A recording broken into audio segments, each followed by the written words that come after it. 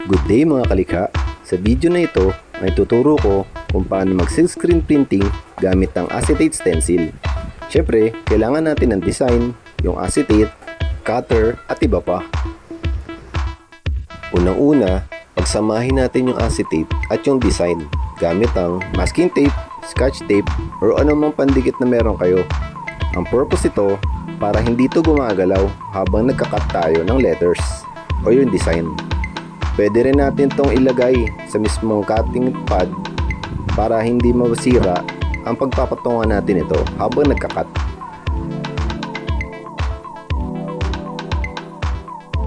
Ang gamit ko ay yung X-Acto knife o cutter o yung bilugan ng handle nito at patulis ang pinaka-blade para mas madali nating maikorte ang design gaya nito.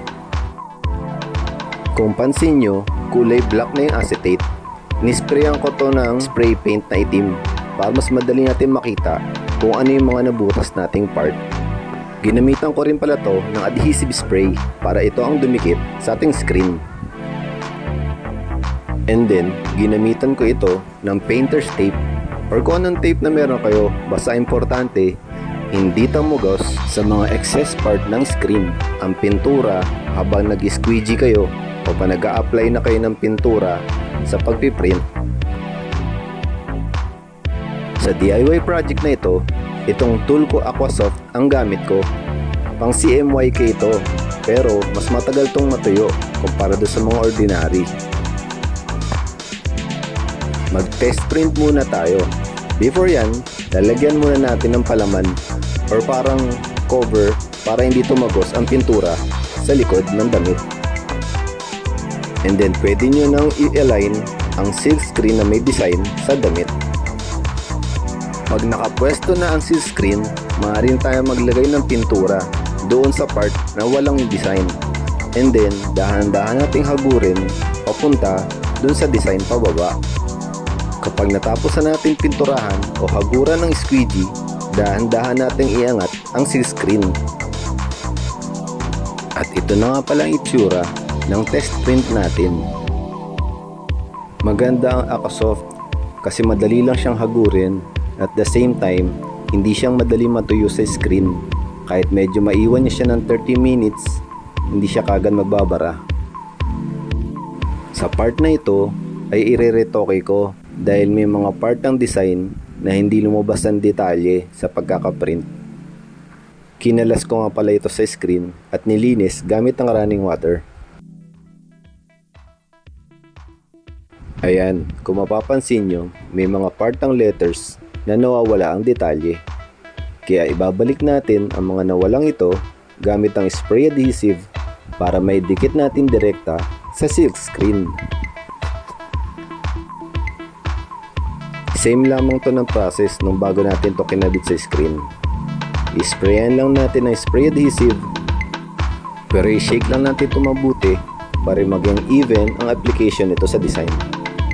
And then mga 2 to 3 inches away, sprayan natin ito hanggang makoveran ng design. Kapag madikit na at hindi na siya ganun kabasa, pwede na natin ito i-apply sa screen. And then i-align na natin yung design dun sa screen. Make sure lang na malinis yung screen at walang mga bara bago ito ikabit. Make sure lang na sa flat surface nyo ito ilagay at gamitan nyo ng card o squeegee para mas pantay na maidikit ang design sa screen. At ito na yung mga maliliit na detalye na nakat natin na ididikit din natin direkta sa screen. Make sure na nasa tamang pwesto ang mga detalyeng ikakabit nyo dahil baka malagyan ng dikit ang part na hindi dapat at dahilan ng pagbara nito. Kagaya nung una, lagyan din natin ito ng painter's tape or masking tape para ma-block lang natin yung mga part ng screen na hindi dapat nalagyan ng pintura.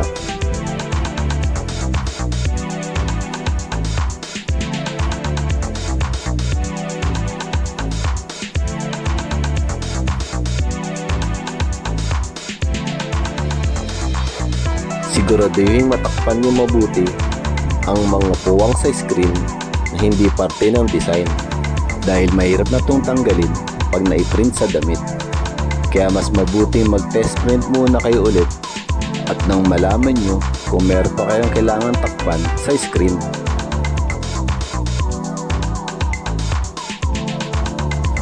Ayan, at pwede nyo itapat sa araw or sa liwanag para makita nyo kung meron pa kayong dapat takpan. Kapag okay na talaga ang screen, pwede na tayo mag-print. Huwag nyo ulit kalimutan lagyan ng palaman or cover ang damit sa loob para hindi tumagos ang print sa likuran nito. Maglagay tayo ulit na Aquasoft na tool ko sa part na walang design. Konti lang ako maglagay para mas madali kong ma-manage ang paghagod nito. Mas mabuti kung meron kayong katulong na maghahawak sa screen para mas madiinan ito at mailapat ng gusto sa damit upang hindi ito gumalaw habang nasa process tayo ng pagpiprint.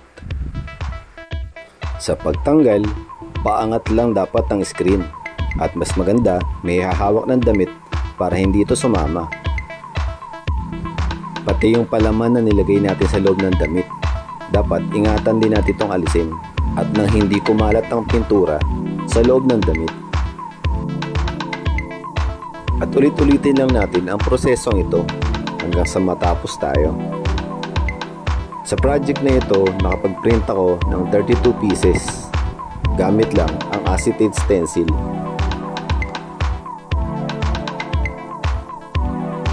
Sa mga part na nakaka 25 pieces na ako pataas, medyo nagsisimula ng magbara ang screen. Kaya ang ginagawa ko, nire-retoke ko na lang to ng brush dahil maliliit na part lang naman yung nawawala. Dahil kung pansin nyo, medyo maliit ang detalye ng aking design. At ito ang kondisyon ng aking screen after maprintan ang 32 pieces. Ito, at pinapatuyo ko na siya. Mas mabuting overnight para ma-sure na talagang kapit na kapit ang pintura sa damit.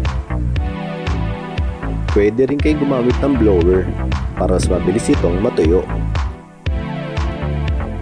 After nyo itong ma-air dry ng 24 hours or higit pa, pwede nyo na itong plansyahin ng pabaliktad.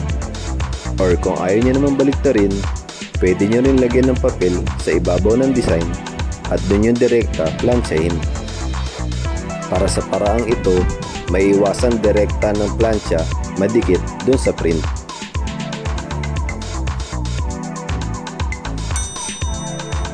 Hindi madali ang buhay, pero walang imposible sa taong gustong matuto at may tiwala sa proseso. Hanggang sa muli, ako si Christian. Likha na!